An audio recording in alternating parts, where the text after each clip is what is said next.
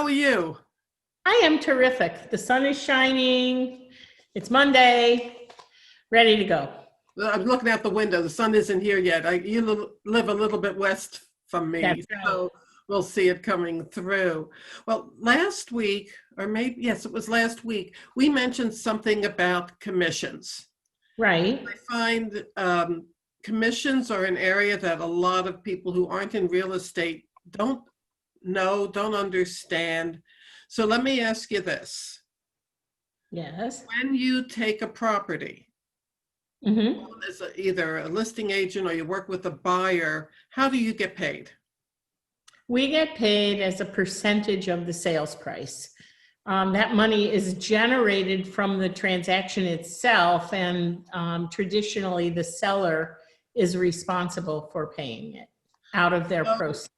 so then if I understand you correctly, if you don't sell the property, you don't get paid. Isn't that a bummer? That is so true. So you take the client and the property on spec, essentially. Essentially, it's a consignment plan. Okay, and that's why last week when we talked about why you wouldn't take a listing, you didn't take it because you didn't think you'd get paid. It was a pretty bad bet that this guy was going to be communicative and cooperative. And frankly, I value my time. I'd rather have it with my husband than working on a property that isn't ever going to give me a paycheck. Okay. I'd be ahead of the game. Okay, so what's the standard commission? Oh, that's a tricky question. First of all, technically, it's an illegal question. Well, the question isn't illegal. If I answer it, it's very illegal. And what I would say to you is that there's no such thing as a standard commission. There is a commission amount that is average in any given community.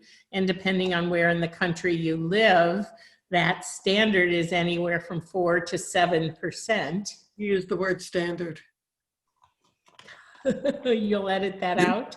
No, Okay. no. The average commission is anywhere from 4 to 7%.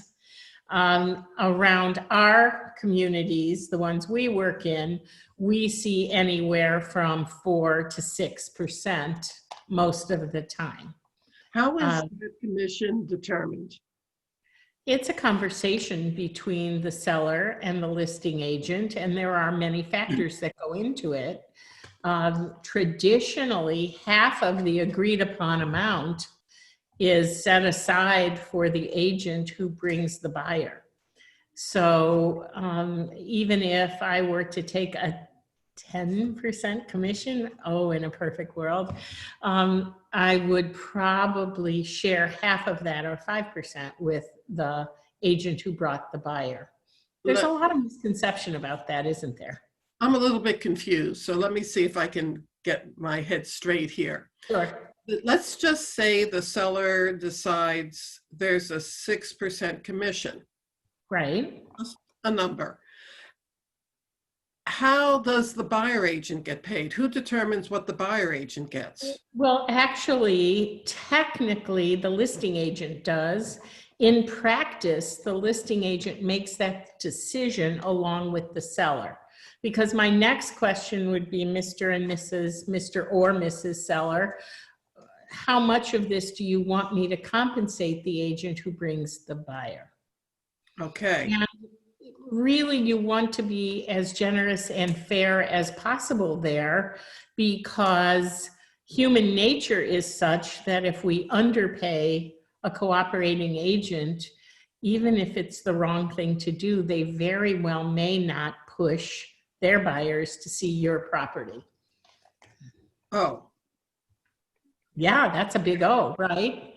So Okay. if the average in a community offers 2.5% to 3%, and as a listing agent, you don't share at least that amount, human nature says that if all other things are equal, the agent is going to opt for the property that offers to pay them more.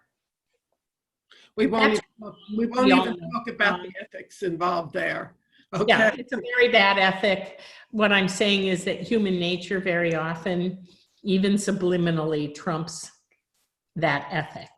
And So that's unfortunate. let's have an example. Let's say it's an $800,000 property, Right. a 5% commission.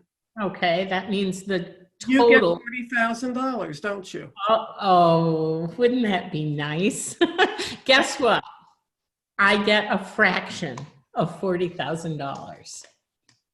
Oh, what, can you go on there and tell me a bit about that? Funny you should ask. I just so happen to have a trusty upside down dollar bill. Mhm. Let's assume this dollar bill represents the $40,000 that you would be paying me should you hire me, right? What happens to this money? What do I end up with? Well, guess what? Half of it goes to the agency that brings the buyer. This half is left. 20,000 wouldn't be bad. That's a lot of money. $20,000 wouldn't be bad, but guess what? There are other places it has to go. You see, I belong to the Keller Williams organization, and Keller Williams provides me with technology, training, services that I need in order to perform to my best capacity. And in exchange for those things I receive, I agree to pay them approximately 30% of those gross earnings. So now we're down to just this much. And even that isn't bad, but we're not done. From this amount, I pay for your photography. I pay for marketing, sign installation, the sign itself. I also have responsibilities for education, dues to become a realtor, personal training, and betterment. That's one of the reasons you hired me. I'm very competent. Here's what's left. And now Uncle Sam takes a third of that. This is it, guys. This is what I'm left with.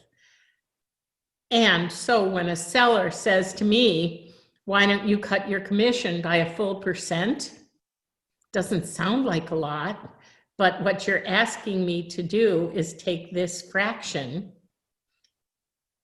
and take another 20% of my gross income and give it to you.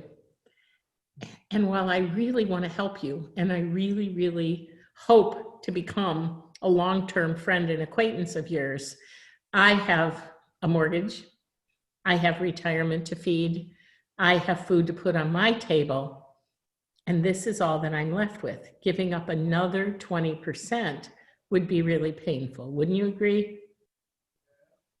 Very well done, Lynn.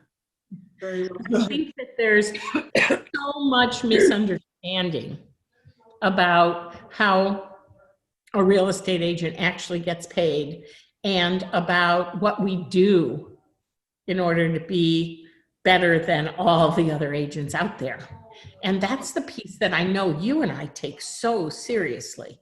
Absolutely. But let me throw one other thing out there. What happens if a person comes into an open house, wants to make an offer, and they don't work for an agent? Excuse me, they don't have an agent working for Don't have an agent. Wouldn't you give them preference? Again, you're asking me ethical questions. And the correct answer and the way in which I function is that everything has to be in the best interest of my client. So if it's in the best interest of my client and the offer is the strongest with the best terms, then yes. However, I'm very transparent and my client is going to see all offers. Would I offer my client a break? Most likely. In fact, I disclose that right up front.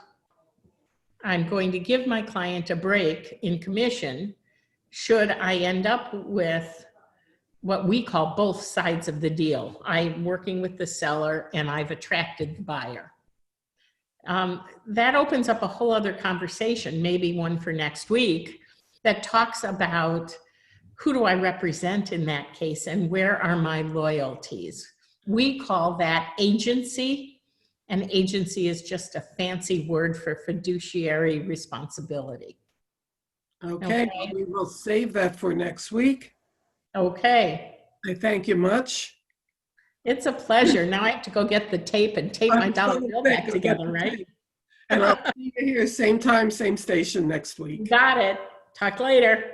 Bye-bye.